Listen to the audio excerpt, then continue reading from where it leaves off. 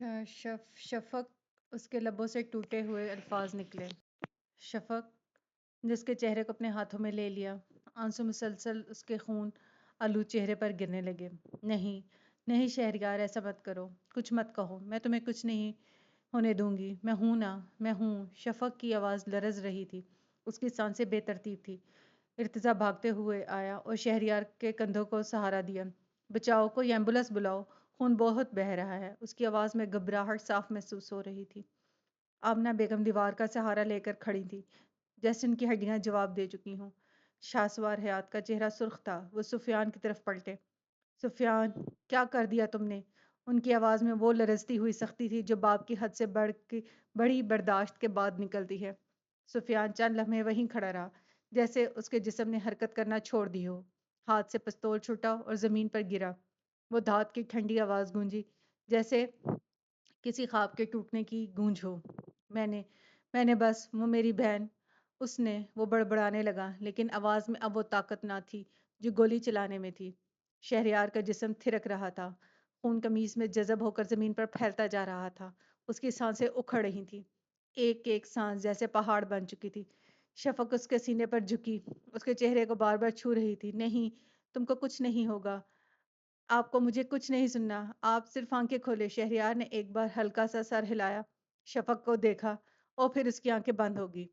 شہریار، شفق کی آواز رک گئی۔ شہریار، سب جیسے منجمد ہو گئے۔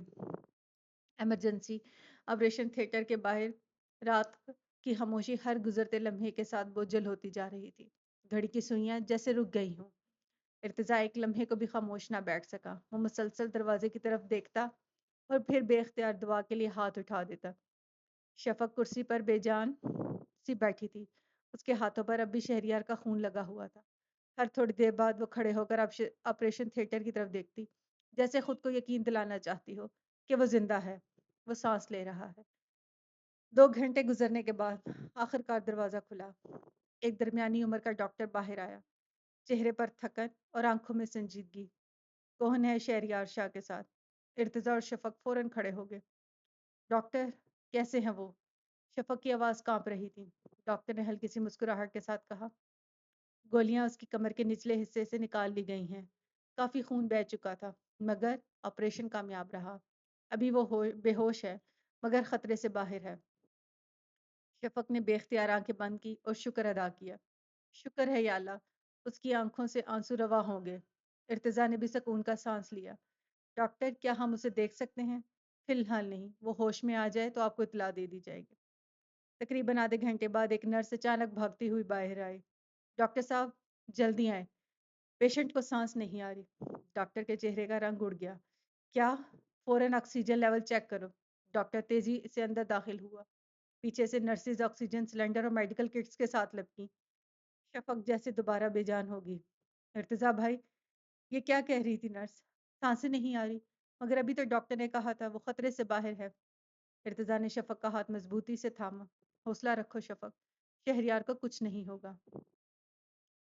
شفق کی آنکھیں دروازے پر جم گئی تھی، جہاں ابھی کچھ دیر پہلے امید نے جھانکا تھا، اور اب موت کی پرچھائیاں پھر سے منڈلا رہی تھیں۔ آپریشن کے بعد کا ماحول کچھ دیر پہلے تک پر امید تھا۔ شفق اور ارتضیٰ ایک دوسرے کی آنکھوں میں تسلی ڈھونڈ رہے تھے۔ ڈاکٹر کی طرف سے جب یہ کہا گیا کہ شہریار خطرے سے باہر ہے، تو شفق کے چہرے پر پہلی بار سکون سا نظر آیا۔ اس نے ایک پرسکون سانس لی تھی، جیسے برسوں سے رکی ہوئی ہو۔ اس کے ہاتھوں میں دعا کا تسلسل تھا، مگر اب الفاظ میں کچھ نرمی آ گئی تھی۔ لیکن اچانک امید کے اس لمحے پر ایک بار پھر اندھیرے کا سایہ چھا گیا۔ دروازے کے اس پار ایک بار پھر موت اور زندگی کی کشمکش شروع ہو چکی تھی۔ مشینوں کی آوازیں، ای سی جی کی بیپ، آکسیجن ماسک کی ہلچل، سب کچھ تو سنائی تو نہیں دے رہا تھا، مگر باہر بیٹھے ان لوگوں کی سانسیں رک گئی تھیں۔ شفق دیوار کا سہارا لے کر کھڑی تھی، مگر اس کے وجود میں کپ کپی پھیل گئی۔ اس کی آنکھوں کے سامنے شہریار کا خون میں لت پت جسم، اس کے زخم، وہ لمحہ جب اس کے قدموں میں آ کے گرا تھا، سب کچھ تازہ ہو گیا۔ نہیں نہیں، وہ نہیں جا سکتا۔ اس کے لبوں پر بے ساختہ نکلا، آنکھوں سے آنسو بے قابو ہو کر بہہ نکلے۔ ارتضیٰ نے شفق کو سنبھالا، اس کے آنسو پوچھتے ہوئے بولا، وہ بہادر ہے، اسے کچھ نہیں ہوگا۔ مگر ارتضیٰ کے اپنے چہرے سے بھی خوف جھلکنے لگا تھا۔ چند منٹوں بعد اندر سے ڈاکٹر کی آواز سنائی دی، آکسیجن لیول 40 پر جا رہا ہے، جلدی اسٹرائڈز دو، ماسک فکس کرو۔ ڈاکٹر مسلسل شہریار کو وینٹیلیٹر پر ڈالنے کی کوشش میں مصروف تھا۔ شفق کے قدم لڑکھڑائے، وہ زمین پر بیٹھ گئی۔ یا اللہ، میں نے کبھی تجھ سے کچھ نہیں مانگا، لیکن آج میں تجھ سے اس کی زندگی مانگتی ہوں۔ وہ سجدے میں چلے گی، ہچکیوں سے اس کی آواز بند ہو چکی تھی۔ ہر گزرتے لمحے میں اضطراب بڑھ رہا تھا، اور پھر آپریشن تھیٹر کا دروازہ آہستہ سے کھلا۔ ڈاکٹر آہستہ قدموں سے باہر نکلا، اس کا چہرہ خاموش، آنکھیں نیچی، اور پیشانی پر پسینے کے قطرے تھے۔ ارتضیٰ فوراً اپنی جگہ سے اٹھا، امید اور خوف کے درمیان معلق۔ شفق بھی اپنی جگہ سے اٹھ کھڑی ہوئی، دل کی دھڑکنیں بے قابو ہو چکی تھیں۔ ڈاکٹر نے آہستہ سے ارتضیٰ کے کندھے پر ہاتھ رکھا۔ چند لمحوں کی خاموشی رہی، پھر اس نے دھیرے سے سر جھکاتے ہوئے کہا، I'm sorry, he is no more۔ یہ الفاظ نہیں جیسے قیامت کے گھنٹے ہوں۔ ارتضیٰ ایک لمحے کو پتھر کا مجسمہ بن گیا، اسے سب کچھ سنائی دینا بند ہو گیا، اس کی آنکھیں کھلی رہ گئی۔ نہیں۔ شفق کے لبوں سے بس ایک لفظ نکلا، جیسے کسی نے اس کے سینے میں چاقو گھونپ دیا ہو۔ اس کے قدم لڑکھڑائے، وہ ارتضیٰ کا بازو تھامنے کی کوشش میں زمین پر بیٹھتی چلی گئی۔ نہیں، یہ جھوٹ ہے شہریار، وہ نہیں جا سکتا، وہ تو ٹھیک ہو رہا تھا۔ اس کی آواز ہچکیوں میں ڈوب گئی، آنسوؤں کی بارش، دل کی چیخ اور روح کی ٹوٹتی ہوئی آواز باہر راہداری میں گونجنے لگی۔ ڈاکٹر نے بس اتنا کہا، ہم نے پوری کوشش کی، لیکن اس کا خون بہت زیادہ بہہ گیا تھا، جس کی وجہ سے ہم بچا نہیں سکے۔ شفق زمین پر بیٹھی اس لمحے ہوش و حواس سے بیگانہ بس اپنے ہاتھوں کی لکیروں کو دیکھتی رہی۔ یہ وہی ہاتھ ہے نا جن کے قدموں میں وہ گرا تھا؟ اس کا دل تڑپ رہا تھا، آواز بند، الفاظ گم۔ ارتضیٰ نے اسے سنبھالا، مگر وہ ٹوٹ چکی تھی، واقعی ٹوٹ چکی تھی۔ شہریار چلا گیا تھا، شفق کی دنیا سے، سب کی دنیا سے۔ صبح کی اذان کی آواز مدھم پورے شہر میں پھیل چکی تھی۔ فضا پر گہری خاموشی چھائی ہوئی تھی، ہواؤں میں جیسے کوئی اداسی گھل گئی ہو۔ پرندے خاموش تھے، سڑکیں سنسان، وقت جیسے چند لمحوں کے لیے ٹھہر گیا ہو۔ ایک سفید رنگ کی ایمبولینس آہستہ آہستہ شہریار شاہ کے گھر کے سامنے آ کر رکی۔ دروازہ کھلا، ارتضیٰ اور دو لوگ ایمبولینس سے شہریار کا سفید کفن میں لپٹا وجود بڑی احتیاط سے اتارنے لگے۔ شہریار کی وہ آنکھیں جو ہمیشہ زندگی سے بھرپور ہوتی تھیں، آج ہمیشہ کے لیے بند تھیں، گھر کے دیوار جیسے سسکنے لگے ہو۔ مسرت بیگم جو فجر کی اذان کے بعد تسبیح کے لیے جائے نماز پر بیٹھی تھیں، جیسے ہی باہر سے ایمبولینس کی آواز سنی، تیزی سے اٹھیں۔ دل میں انجانا سا وہم اٹھا، قدموں میں لرزش آ گئی۔ مسرت بیگم نے دروازہ کھولا، پھر ان کی نظر ایمبولینس سے اتارے گئے سفید کفن پر پڑی۔ دل جیسے کسی نے مٹھی میں لے لیا ہو۔ یہ کون ہے ارتضیٰ؟ بس اتنا کہہ پائیں، پھر آواز گلے میں اٹک گئی، آنکھیں پھٹی کی پھٹی رہ گئی، چادر ہاتھ سے چھوٹ گئی۔ اگلے ہی لمحے وہ چیخ مار کر وہیں زمین پر گر پڑی۔ نہیں، نہیں، یہ میرا بیٹا نہیں، یہ جھوٹ ہے، کوئی کہے یہ خواب ہے۔ جنت فوراً ان کے پاس لپکی، انہیں سنبھالنے لگی۔ اللہ کے لیے خود پر قابو رکھیں، اللہ کے فیصلوں پر صبر کریں۔ شفق تھمی سانسوں، نم آنکھوں کے ساتھ اندر ہی کمرے کے دروازے کے پاس کھڑی تھی۔ اس کے ہونٹ کانپ رہے تھے، مگر وہ خاموش تھی۔ اس کی آنکھوں سے آنسو بہتے جا رہے تھے، لیکن وہ چیخ نہیں سکتی تھی، وہ کچھ بھی نہیں کہہ سکتی تھی۔ شہریار کے جنازے کو کمرے میں رکھا گیا، گھر کے ایک کونے میں تلاوت قرآن شروع ہو چکی تھی، فضا میں رنج اور سوگ جیسے ہر سانس میں گھل چکے تھے۔ سورج نصف نہار پر آ چکا تھا، زمین پر دھوپ تھی، مگر آسمان پر جیسے کوئی سیاہ سایہ چھایا ہوا تھا۔ قبرستان میں مکمل خاموشی تھی، صرف اذان ظہر کے بعد ہلکی ہلکی تلاوت کی آوازیں سنائی دے رہی تھی۔ قبریں خاموش تھیں، جیسے ہر ایک نے اپنے سینے میں ایک ہی کہانی دفن کر رکھی ہو، مگر آج ایک نئی کہانی لکھی جا رہی تھی، شہریار شاہ بخاری کی آخری کہانی۔ جنازہ کندھوں پر تھا، سفید کپڑوں میں لپٹا ہوا، بالکل ساکت۔ اس کے ساتھ چلتے ارتضیٰ کے قدم بھاری ہو چکے تھے۔ وہ بار بار شہریار کی پیشانی پر نظر ڈال رہا تھا، دل جیسے ماننے کو تیار نہ ہو کہ جو ساتھ چلتا تھا، ہنستا تھا، اب واپس نہیں آئے گا۔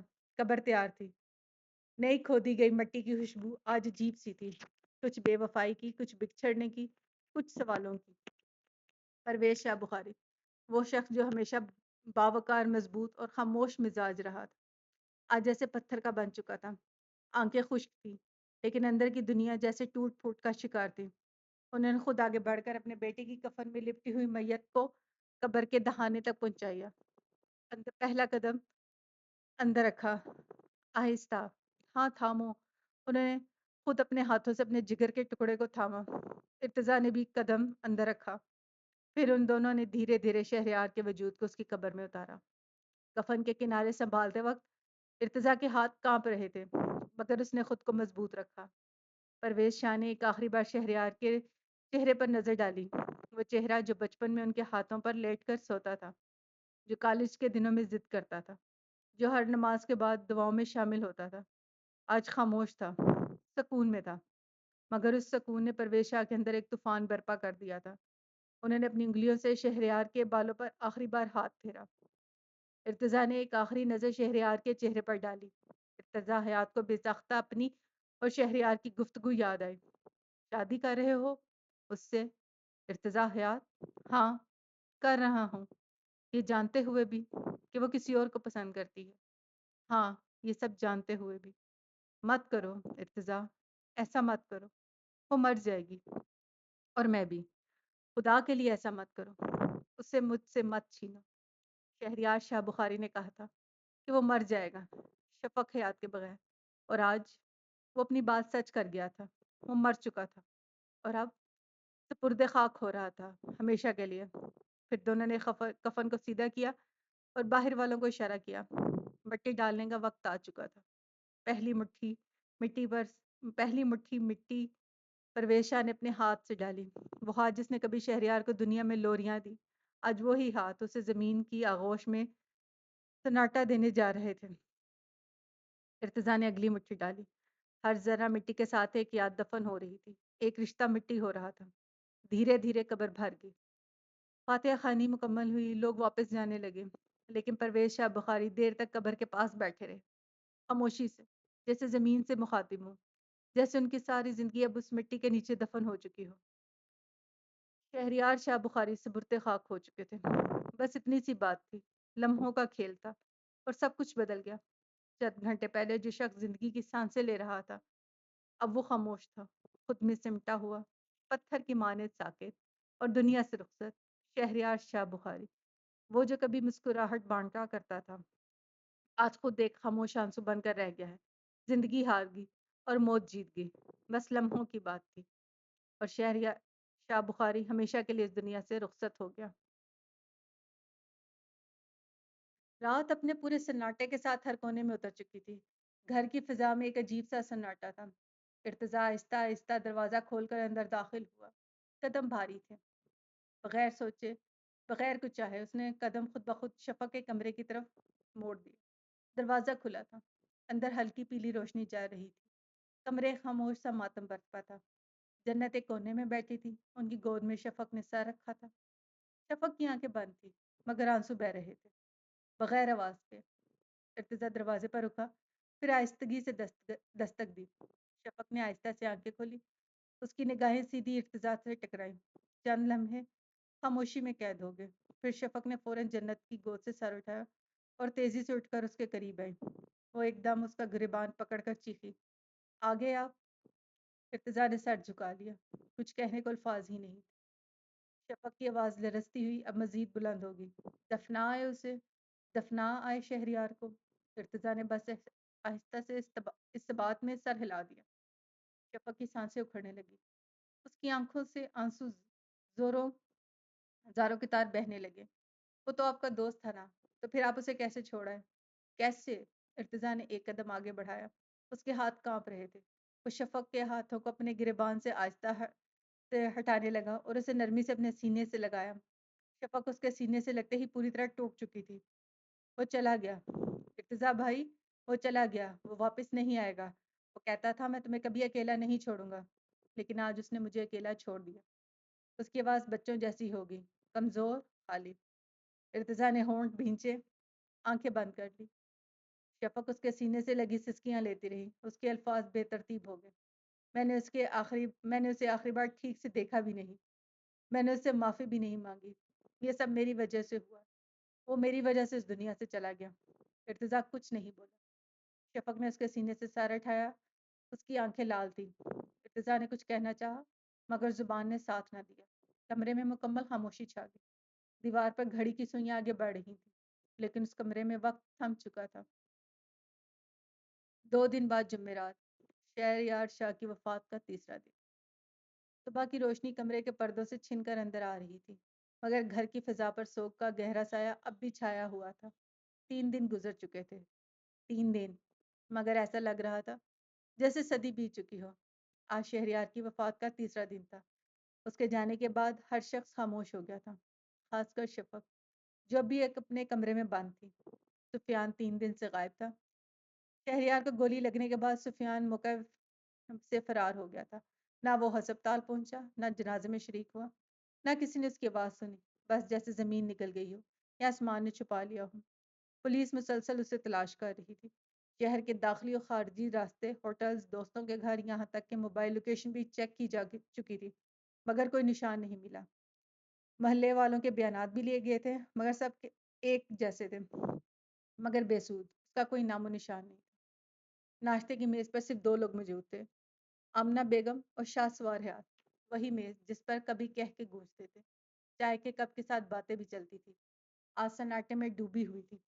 آمنہ بیگم نے خاموشی سے چائے کا کپ اٹھایا مگر پی نہ سکی، نظر بار بار خالی کرسیوں پر جا ٹھہرتی۔ شاہ سوار اخبار ہاتھ میں لیے بیٹھے تھے مگر نگاہ کہیں اور تھی۔ کمرے میں وہ آوازیں نہیں تھی جو کبھی اس گھر کا حصہ ہوا کرتی تھی۔ جنت شفق کا ناشتہ اس کے کمرے میں لے گئی تھی اور ارتضیٰ وہ بھی دروازے سے باہر نکلنے ہی والا تھا کہ آمنہ بیگم کی آواز نے اسے روک لیا۔ بیٹا ناشتہ نہیں کرو گے؟ ارتضیٰ نے پلٹ کر ان کی طرف دیکھا۔ چہرے پر تھکن اور آنکھوں سے بوجھ سب صاف جھلک رہا تھا۔ نہیں، بھوک نہیں ہے۔ اب کی بار شہسوار نے اخبار میز پر رکھ دیا۔ چہرہ سخت تھا مگر آواز میں ضبط چھپا ہوا تھا۔ سفیان کا کچھ پتہ چلا؟ ارتضیٰ کے قدم دروازے پر رک گئے۔ پلٹ کر دیکھا اور آواز میں تلخی تھی جو 3 دن سے اندر جمع ہو رہی تھی۔ نہیں بابا، آپ کے قاتل بیٹے کا کچھ پتہ نہیں چلا۔ میز پر سناٹا چھا گیا۔ آمنہ بیگم نے جیسے سانس روکی۔ شاہسوار نے آنکھیں جھکا لی۔ کمرے میں کچھ لمحے کے لیے خاموشی ایک بار پھر چیخ بن گئی۔ ارتضیٰ نے کوئی بات نہیں کی، دروازہ کھولا اور باہر نکل گیا، اور وہ میز جس پر کبھی پورا خاندان اکٹھا ہوتا تھا، آج اس میز پر صرف 2 افراد تھے۔ جمعرات شام کے 5 بجے کمرے کے دروازے پر ہلکی سی دستک ہوئی۔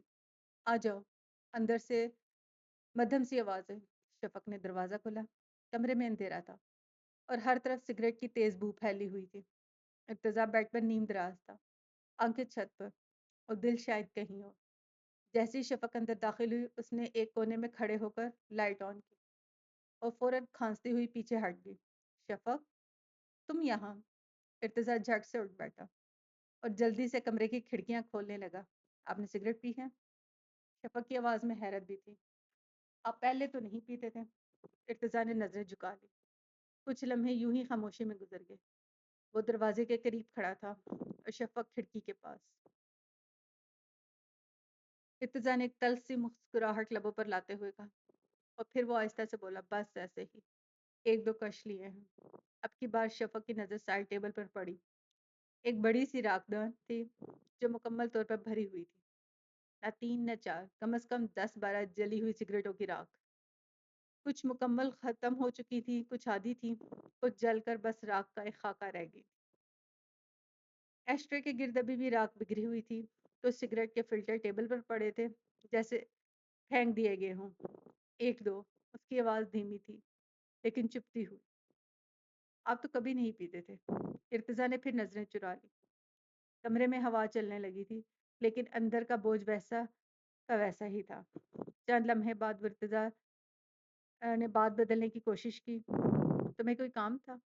شفق نے جیسے اپنے اندر کی لرزتی ہمت سے بیٹی، ہاں۔ پھر اس نے گہرا سانس لیا، نظریں نیچے کی اور کہا، کیا مجھے شہریار کی قبر پر لے جا سکتے ہیں؟ ارتضیٰ جیسے پل بھر کو سانس لینا بھول گیا ہو۔ کمرے میں ہلکی ہوا چل رہی تھی اور دلوں کے اندر ہلچل۔ ارتضیٰ نے خود کو کمپوز کرتے ہوئے شفق سے پوچھا، کب چلنا ہے؟ ابھی۔ اوکے، تم ویٹ کرو، میں آتا ہوں۔ سفر مکمل خاموشی میں گزرا۔ نہ شفق نے کچھ کہا نہ ارتضیٰ نے کچھ پوچھا۔ گاڑی کے شیشے سے باہر بس سڑکیں بدلتی رہی اور اندر دل کی سڑک پر صرف یادوں کی دھند چھائی تھی۔ قبرستان کا گیٹ کھلا اور دونوں اندر داخل ہوئے۔ وقت جیسے تھم سا گیا ہو۔ قبر کے پاس پہنچ کر شفق زمین پر بیٹھ گئی۔ چادر اس کے گرد لپٹی تھی اور نظریں پتھرا سی گئی۔ ارتضا کچھ دیر خاموش رہا، پھر آہستگی سے وہ بھی گھٹنوں کے بل بیٹھ گیا۔ سامنے وہ تازہ قبر تھی جس کی مٹی ابھی بھی نم تھی، جیسے ابھی کسی نے آنسوؤں سے سینچی ہو۔ سنگے مزار کے الفاظ صاف دکھائی دے رہے تھے: شہریار شاہ بخاری، ولد پرویز بخاری، تاریخ پیدائش 12 دسمبر 1990، تاریخ وفات 10 نومبر 2019۔ شفق نے خاموشی سے قبر پر نظریں جمائے رکھی، پھر اس کی آواز ہلکے سے ٹوٹے ہوئے دل کی طرح ابھری: آپ کتنے بے وفا اور بے رحم نکلے شہریار۔ آپ تو کہتے تھے نا کہ مجھے کبھی اکیلا نہیں چھوڑیں گے، تو پھر کیوں چھوڑ دیا مجھے؟ اس کی آنکھوں سے آنسو تھم نہیں رہے تھے، لب کپ کپا رہے تھے اور دل جیسے چیخ رہا تھا، پر آواز نہیں نکل رہی تھی۔ کتنا مشکل ہوتا ہے جب ہم اپنی زندگی میں جسے سب سے زیادہ چاہتے ہوں اسی کی قبر پر بیٹھ کر فاتحہ پڑھنی پڑے۔ ارتضیٰ نے آنکھیں بند کر لی۔ شفق کے الفاظ اسے اندر تک زخمی کر رہے تھے۔ شفق تو شہریار کے لیے رو رہی تھی، لیکن شاید ارتضیٰ شفق کے لیے۔ کچھ لمحے یوں ہی گزرتے گئے، خاموشی میں ڈوبے، آنسوؤں میں بھیگے۔ شفق نے آہستہ سے فاتحہ کے لیے ہاتھ اٹھائے، آنکھیں بند کر لی۔ دل جیسے بوجھل سا ہو گیا تھا، لب ہلکے ہل رہے تھے اور آنکھوں کے کناروں پر نمی چمکنے لگی تھی۔ دعا کے بعد اس نے پلکیں کھولی اور آہستہ سے ارتضیٰ کی طرف مڑی، وہ بھی خاموشی سے ہاتھ اٹھائے دعا میں مصروف تھا۔ ایک لمحے کو شفق کی نظریں اس کے چہرے پر جم گئی، وہ چہرہ جو بظاہر پرسکون تھا مگر اندر کہیں بہت ٹوٹ چکا تھا۔ دونوں نے بنا کچھ کہے ایک دوسرے کو دیکھا، پھر ارتضیٰ نے آہستہ سے ہاتھ نیچے کیے اور نظریں شفق سے چرا لی۔ شفق نے تھوڑا سا قریب ہو کر دھیمی آواز میں کہا: چلیں؟ ارتضیٰ نے سر ہلایا۔ شفق نے آہستگی سے چہرہ موڑا اور آخری نظر شہریار کی قبر پر ڈالی۔ وہ نظر جیسے الوداع کہہ رہی ہو، جیسے سینے میں دبی ہزار باتیں اس خاموش مٹی کے حوالے کر رہی ہو۔ پھر اس نے پلکیں جھکائی، دل کی دیوار پر ایک دراڑ سے محسوس ہوئی اور وہ پیچھے مڑ گئی۔ ارتضیٰ اس کے ساتھ خاموشی سے قدم ملا کر چلنے لگا۔ نہ شفق نے کچھ کہا، نہ ارتضیٰ نے۔ وہ دونوں جس خاموشی سے آئے تھے اسی خاموشی سے وہاں سے چلے گئے۔ رات کے 9 بجے تھے۔ ارتضیٰ کے کمرے میں جنت اور وہ خود خاموشی سے بیٹھے ہوئے تھے کہ اچانک دروازے پر ہلکی سی دستک ہوئی۔ ارتضیٰ نے بغیر دیکھے مسکرا کر کہا: آ جاؤ شفق، تمہیں اجازت کی ضرورت نہیں ہے۔ دروازہ آہستہ سے کھلا۔ شفق ہاتھ میں ٹرے لیے اندر داخل ہوئی جس میں 2 کپ کافی کے رکھے تھے۔ میں آپ کے لیے کافی لائی تھی۔ ابھی وہ یہ کہہ رہی تھی کہ اس کی نظر جنت پر پڑی۔ چہرے پر اچانک شرمندگی چھا گئی۔ I'm sorry پھپھو، مجھے نہیں پتا تھا کہ آپ یہاں ہیں۔ جنت نے نرمی سے شفق کو دیکھ کر مسکرا کر بولی: میرے بچے، کوئی بات نہیں، میں ویسے بھی جانے والی تھی۔ پھر وہ شفق کے قریب آئی، اس کے سر پر پیار سے ہاتھ پھیرا اور ماتھا چوم لیا۔ جنت کے جانے کے بعد چند لمحے کمرے میں خاموشی چھا گئی۔ پھر ارتضیٰ نے شفق کی طرف دیکھا، آواز میں ایک الگ سا نرم لہجہ تھا: تم ٹھیک ہو شفق؟ شفق نے نظریں چراتے ہوئے کہا: ہاں، مجھے کیا ہونا ہے؟ تم ایسے پریٹینڈ کیوں کر رہی ہو جیسے سب کچھ نارمل ہے؟ شفق ایک لمحے کے لیے رکی، پھر ہلکی سی آواز میں بولی: میں تو بس آپ کے ساتھ کافی پینے اور کچھ باتیں کرنے آئی تھی، لیکن اگر آپ کو برا لگا تو میں چلی جاتی ہوں۔ وہ جانے کے لیے پلٹے ہی تھی، ارتضیٰ نے فوراً اس کا ہاتھ پکڑ لیا: ایسی کوئی بات نہیں، بیٹھو۔ چند لمحوں کی خاموشی کے بعد شفق نے دھیمی آواز میں پوچھا: کل نکاح ہے نا، کیا آپ نے تیاری کر لی؟ ارتضیٰ نے ہلکا سا مسکرا کر کہا: کیا تم خوش ہو اس نکاح سے؟ شفق نے فوراً سر ہلا دیا: ہاں۔ ارتضیٰ نے اس کی آنکھوں میں جھانکتے ہوئے کہا: جھوٹ مت بولو شفق، تم خوش نہیں ہو، لیکن ایسے ظاہر کر رہی ہو جیسے سب کچھ ٹھیک ہے۔ شفق نے پلکیں جھپکائیں اور دھیرے سے کہا: آپ کو مسئلہ میرے خوش ہونے سے ہے یا میرے پریٹینڈ کرنے سے؟ کمرے میں خاموشی چھا گئی۔ ارتضیٰ نے شفق کا ہاتھ تھامے رکھا، کچھ لمحے اسے بس خاموشی سے دیکھتا رہا، پھر آہستہ سے بولا: مجھے تمہارے جھوٹ سے نہیں، تمہارے درد سے مسئلہ ہے شفق۔ شفق نے نظریں چرائی۔ ارتضیٰ نے بے چینی سے اس کا ہاتھ چھوڑا اور پیچھے ہٹ گیا: کیا تم چاہتی ہو یہ نکاح ہو؟ शफक की सांसें जैसे रुक सी गई, लब हिलने को तैयार ना थे। दिल की धड़कनें तेज होने लगी। फिर उसने आहिस्ता से कहा, कॉफी पिए, ठंडी हो जाएगी। इर्तिजा ने कप उठाने के लिए हाथ बढ़ाया ही था, शफक ने फौरन उसके सामने से कप उठा लिया। ये कप मेरा है, आप जानते हैं ना, मैं चीनी ज्यादा पीती हूँ। इर्तिजा ने उसे एक नजर देखा, फिर खामोशी से दूसरा कप उठा लिया। चंद लम्हे खामोशी में गुजरे। शफक ने दो घूंट लिए ही थे कि इर्तिजा ने मेज पर कप रखते हुए धीरे से कहा, शफक, मेरा ख्याल है तुम्हें अब जाना चाहिए। क्यों? आप तो मुझे पसंद करते हैं ना। अल्फाज नरम थे मगर चुपते हुए। इर्तिजा ने गहरी सांस ली, नजरें चुराई और आहिस्ता से कहा, हाँ करता हूँ। फिर मुझे क्यों भेज रहे हैं? शफक की हल्की सी आवाज लरज गई। इर्तिजा ने सर झुकाया। कल हमारा निकाह है शफक, अगर अम्मी अब्बा ने इस वक्त हमें साथ में देख लिया तो वो क्या सोचेंगे? शफक खामोश रही, फिर हल्के से कहा, एक बात मानेंगे? बोलो। शफक ने कप थोड़ा सा नीचे रखा और आंखों में नमक थी। अगर मैं मर गई तो मेरे जनाजे को कंधा सिर्फ आप देंगे, वादा करें। यह क्या फजूल बातें कर रही हो शफक? इर्तिजा की आवाज में सख्ती आ गई। गुस्सा क्यों हो रहे हैं? मैंने तो सिर्फ एक बात की है। ऐसी बातें नहीं करते। उसका लहजा तेज हो गया। अच्छा। कमरे में खामोशी छा गई। कुछ लम्हों बाद शफक की आवाज फिर उभरी। अम्मी, बाबा और भाई, उन्हें मेरा चेहरा मत दिखाइएगा, वादा करें। इर्तिजा की रूह जैसे साकत हो गई। वो शफक के चेहरे की तरफ देखना चाहता था, पर नजरें ना उठा सका। शफक ने काफी का आखिरी घूंट लिया और कप मेज पर रख दिया। मैंने आपका भी बहुत दिल दुखाया है ना? क्या मुझे मेरे मरने के बाद माफ कर देंगे? शफक, तुम ऐसी बातें क्यों कर रही हो? प्लीज ऐसी बातें मत करो। इर्तिजा की नजरें बेख्तियार काफी के खाली कप पर जा टिकी। एक लम्हा, फिर जेन में शफक की बात गूंजी। ये मेरा कप है। आप जानते हैं ना, मैं चीनी ज्यादा पीती हूँ। दिल जैसे सीने में दहल गया। नजरें फौरन शफक की तरफ उठी। शफक, तुमने कॉफी में क्या मिलाया है? शफक ने आहिस्ता से मुस्कुराकर कहा, पॉइजन। और इर्तिजा मुस्कुरा भी ना सका। दिल की धड़कनें जैसे रुक गई हूँ। इर्तिजा की आंखें फट कर रह गई। शफक, उसकी आवाज जैसे गले में अटक गई हो। शफक अब भी मुस्कुरा रही थी, एक टूटी हुई थकी थकी मुस्कुराहट। मैं थक गई हूँ इर्तिजा भाई, हर दिन जीने की कोशिश करती, हर रात रोते रोते, इस निकाह, इन रिश्तों, इन मजबूरियों से। इर्तिजा ने लपक कर उसके दोनों बाजू पकड़े। तुम पागल हो गई हो शफक, तुम ऐसा कैसे कर सकती हो? शफक ने नजरें उसके चेहरे पर जमा दी। तो क्या फर्क पड़ता है इर्तिजा भाई, मैं जीऊं या ना जीऊं, किसी को क्या फर्क पड़ेगा? मैंने सबसे अपनी मोहब्बत की भीख मांगी, लेकिन किसी ने मेरी ना सुनी। मैंने बहुत कुछ कहा, लेकिन किसी ने सुना ही नहीं। इर्तिजा की आंखों में बेबसी साफ नजर आ रही थी। वो फौरन उठा।